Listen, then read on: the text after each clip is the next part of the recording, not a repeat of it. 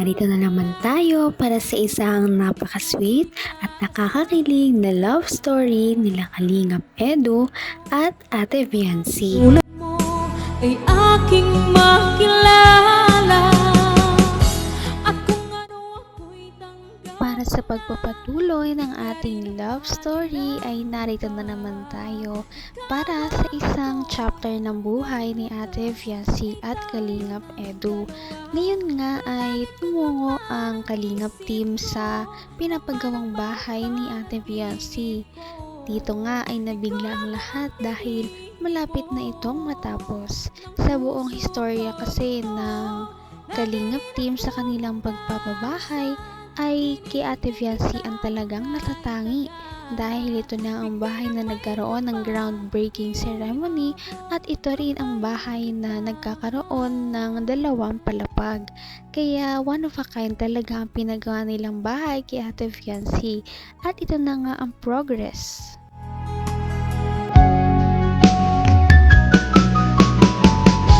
Ang nais ko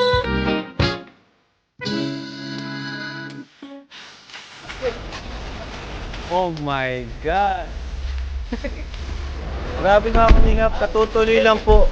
Last 3 days ago ata. Pero, bihira yan. Hindi ako makapaniwala mga Kalingap na nakapagpatayo po tayo ng ganyan para sa beneficiary lang po. Tingnan nyo, grabe naman! Grabe guys, parang bahay ko na yan ah. Dream house na yan bro. Grabe din. Grabe guys. Paano may bahay ng ganyan malaki? Grabe ka, Viancy. Sakalam ka, Viancy. May Edo ka na, may malaking bahay ka pa. OMG. Grabe, thank you kay Lord. Thank you kay Lord. Sobra. Kasi yung imposible ay nagawa niyang posible. No? Kung ako lang, di ko po kaya magpagawa ng ganyan. Salamat din po sa mga sponsors. Thank you so much. Ayan. Sa team, sa K-Boys, syempre kay Kuya Bal. Thank you. Kay Ate Edna Vlog. Grabe mga Kalingap. Di pa tapos ang ribbon cutting, na-amaze na ako. Di pa napipinturahan. Di pa na lalagyan ng tiles. Grabe talaga. Wala akong masabi mga Kalingap. Syempre salamat din sa mga karpentero natin. Kay Super Mac, Super Andoy. Yan, at yung iba pa dyan, nandyan. Salamat din sa kanila. Todo effort nila dito sa pabahay na ito. Dami nangyari, daming pagsubok na nangyari, natigil, nahinto ng I think mga 1 buwan, 3 weeks. Kasi kinapos tayo ng budget, pero this time, may naipon na naman tayo, tuloy na naman po. No? Para din po yan sa ano natin, sa legacy ng Kalingap. Habang buhay na po yan, na nakatatak sa Team Kalingap. Konti na lang at talagang mabubuo na ang bahay nila Ate Viancy kaya ito ay ating naabangan. Samantala habang nandito pa sila sa kanilang dating bahay ay patuloy pa rin talaga ang paghihirap nila. Kaya naman hindi na nga sila makapaghintay na makalipat at nangyari na rin iyon soon. Lamunin na yung kanilang lupa dito. Siguro dapat ay makalipat na talaga. Tay! Ay, grabe. Hello po. Grabe, Tay. Ang taas ng tubig, Tay. Magandang hapon po. Taas ng tubig. Magandang hapon po. Hi, wifey. Grabe naman si wifey. Wifey, oh. Diyan ko na muna yung... Pasok po. Ayaw mo po. Paalala. Pasok. Pasok po. Sigurado ka? Magandang pa ako. Pasok na po yan. Papasok ko yung katawan ko. Alam naman niyo.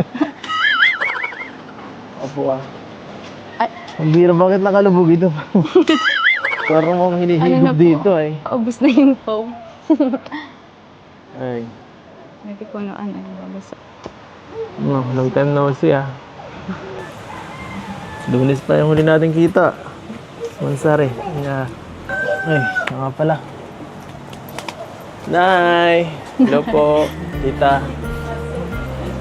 Tita. Magandang hapon po. Grabe, busy pa kayo mag ano. Ay, masarap yan. Sige po.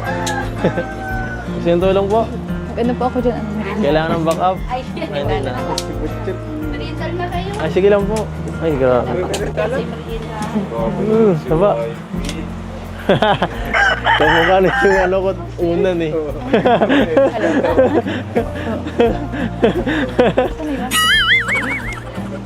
Gawin nyo lang? Gawin nyo lang? Hindi po kanina po po ako. Nagpasundo po ako at ano. Lakas ng ano Hindi ka natakot dyan? Hindi Bakit si Marimar ka nga pala?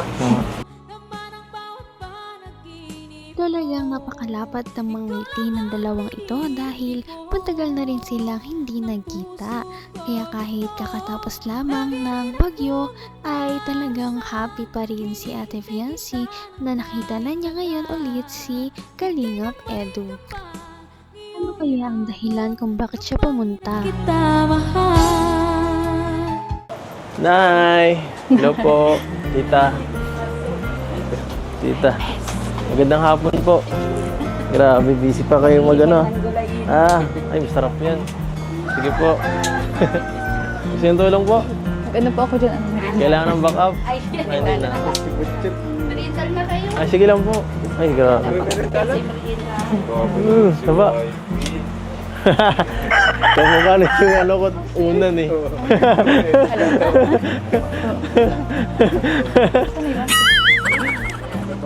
Gawin nyo lang? Gawin nyo lang? Hindi po kanina po po ako. Nagpasundo po ako at ano. Lakas ng ano Hindi ka natakot dyan? Hindi po Bakit si Marimar ka nga pala? Kasi ang Serena. Kahit po si Marimar makatakot yun. Ha? Ano?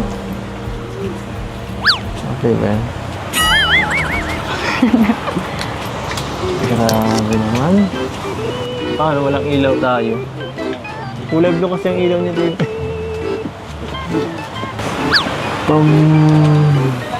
Ano? Ano? Ay. Mamaya may mga dala kami dito para sa'yo. May mga pasalubong. Baka ano ka na eh. Baka namimiss mo na mag-unbox eh. Namimiss mo na mag-unbox? Kahit wala po Baka kayong dala tatampo ka na eh. Pambira. Wala na pong padala. Sorry ka. Hindi po ako ganun. Sige, Wala kayong dala, ayos lang. Kahit wala. Kahit ako lang. Kahit ikaw lang. Joke lang. Joke lang. Ang cute naman nilang tignan dahil kahit na medyo matagal na silang love team ay parang bagong love team pa naman sila dahil medyo nagkakayahan pa rin sila at dahil dito ay hindi talaga naboboard ang kanilang mga supporters na naroon sa kanilang love team dahil palagi silang nagkakaroon ng mga sweet moments sa isa't isa kahit medyo nahihiya pa. Abot kamay na kita. Ay. Mamaya may mga dala kami dito para sa'yo. May mga pasalubong. Baka ano ka na eh. Baka namimiss mo na mag-unbox eh. Namimiss mo na mag-unbox? Kahit wala po Baka kayong dala, tatampo ka ayos na lang. eh. Pambira. Wala na pong padala. Sorry ka. Hindi po ako ganun. Sige, Wala kayong dala, ayos lang. kahit wala. Kahit ako lang. Kahit ikaw lang. Joke lang. Joke lang. Puro ka joke. Tutuhanin mo naman.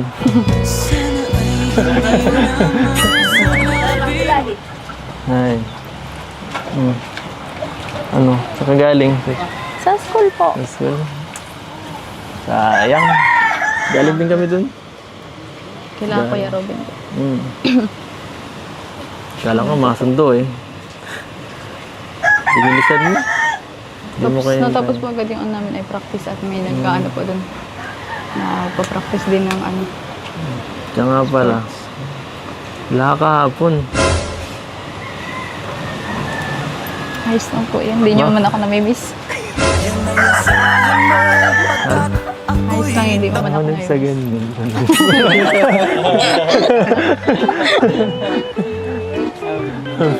Ano?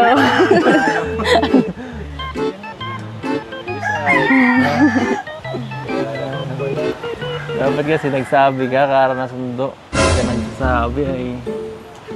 Sabi, late na. Maulan po baga kahapon. Kutsi naman ako. Napakasimple talagang babae ni Ate Viancy dahil sinabi niya na kahit wala daw dala ang buong Kalingap team sa kanilang pagbisita ay masaya na siya. Kaya naman ang mga ganitong tao ay talaga namang masayang pagpalain. Kaya ang makikita na natin ang mga binigay ng Kalingap team sa kanila sa susunod nating video. Napaka-sweet talaga nila at napakabait ng tambalang ito kaya maraming sumusuporta.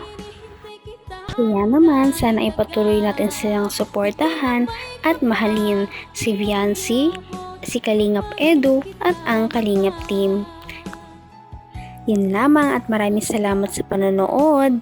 Abangan natin kung magkakatuluyan ba talaga si Kalingap Edu at Viancy. Hanggang sa muli! Bye! Ngayon'y abot kamay na kita.